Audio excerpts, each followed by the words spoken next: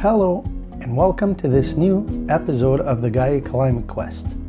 Before we begin, I would like to take this opportunity to thank NB Power and the McCain Foundation, our sponsors for this educational series. Since the start of this series, we have explored in many ways the relationship between our food and our climate footprint on this planet through our greenhouse gas emissions. We first talked about the significant contribution of the meat and dairy industries due to methane gas it produces. We then investigated the impact of the production steps of various foods that make up our plates to assess our footprint. We also talked about home gardening and local food. And finally, we were able to explore some tricks to preserve food and reduce our waste.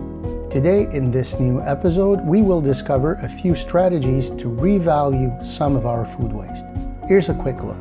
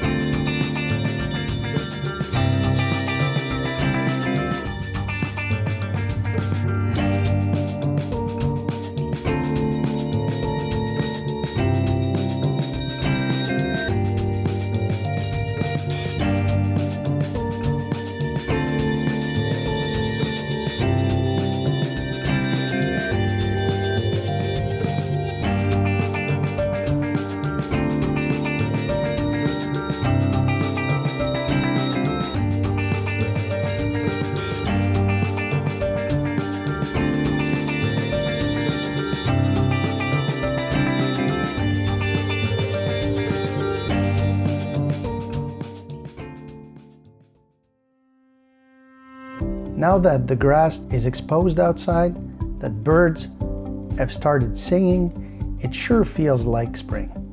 This is also the time when we start thinking about gardening and fertilizer for our flower beds and the veggies we will be growing this year.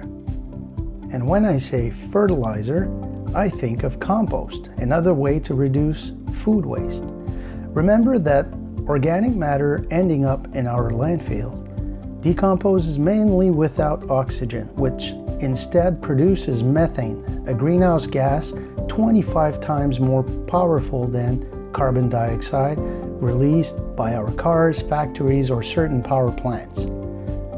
Composting, on the other hand, produces mostly CO2 and can be done under different conditions and with different systems, as you were able to see in Brittany's latest Thursday episode. In fact, she will teach you a little bit more in her upcoming video this Thursday.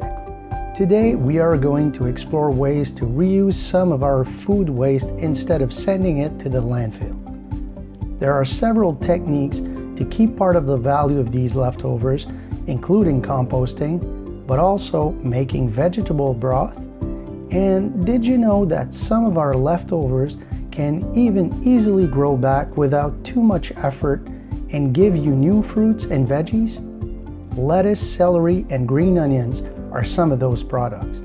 So let's take a look at these 3 ways we can use to retain the value of some of our food leftovers. Composting is simply a process of decomposition of organic matter, but under a controlled system.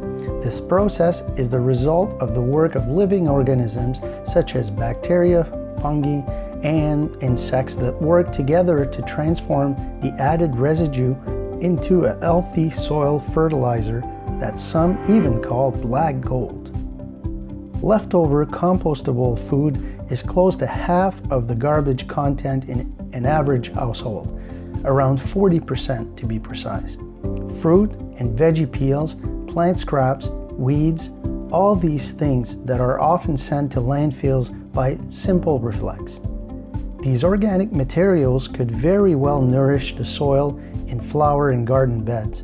So why not compost them and use some of that richness? It is typically pretty easy to do because most of the job is done by the microorganisms and other decomposers, for example, earthworms. First, you need to collect the compostable materials in an appropriate bin in your kitchen and make sure you cut it into smaller pieces so it is prepared to be well decomposed. The more surfaces there are for decomposers to attack these food scraps, the easier it will be for them to do their job. Regardless of the system, it is important to balance the content of your composter with different types of food scraps and residue from outside. You need to get as much nitrogen-based material, like kitchen scraps, as carbon-based material, like dead leaves in the backyard. You also need to make sure you have enough air circulation and always maintain adequate humidity in your composter. All of these conditions will allow you to obtain better quality compost. Now, you may be asking, what do I do when it's winter and my composter outside is under feet of snow? Well, if you're like me and you don't want to have to bother shoveling a path to your composter or digging it out of the snow every time you need to add something to it, you can simply keep adding your waste to buckets with lids and keep it in the cold on the deck or another convenient spot around the house. You simply do that over the winter season and add everything to your composter when it appears again after the snow has melted and decomposers are ready to work hard. The system I'm using here is called the Earth Machine, and it is very easy to use.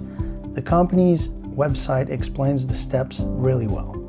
You can even check with your regional service commission. Many have some you can grab, and even at reduced price sometimes.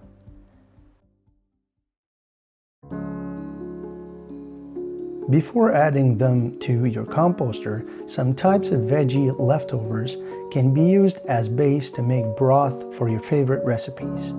Examples of veggies that are good for this are tomatoes, onions, carrots, celery, and leeks. The steps are pretty simple. Whenever you prepare meals at home that require the use of these types of vegetables, collect the leftovers in an airtight container or bag that you will store in a freezer until you have enough material to prepare a broth. Ingredients to consider to add a little bit of flavor are salt, pepper, and various seasonings such as garlic, bay leaves, or your favorite herbs such as oregano, basil, and thyme. First, put your leftover frozen veggies in a large pot and add water until it covers it all. For example, here we add 2 large bags of frozen scraps and we added about 32 cups of water. Set temperature to max, cover your pot with the lid and bring everything to a boil. Then lower to medium heat and add the seasonings of your choice. Simmer for at least an hour, stirring occasionally. Turn off the heat and adjust the taste with pepper and salt. Prepare a large bowl and strainer that you will use to separate the broth from the leftover veggies that will have simmered. Pour your liquid in glass jars and let everything cool well before closing and putting in the fridge. Here we got 4 liters of broth, which can be used in things like soups or sauces. This broth keeps well in the fridge for at least a week, but to keep it longer, you can also freeze it in an appropriate container, making sure you leave enough space for the liquid to take its place while freezing. Here, a good simple broth to make that will also save you a bit of money.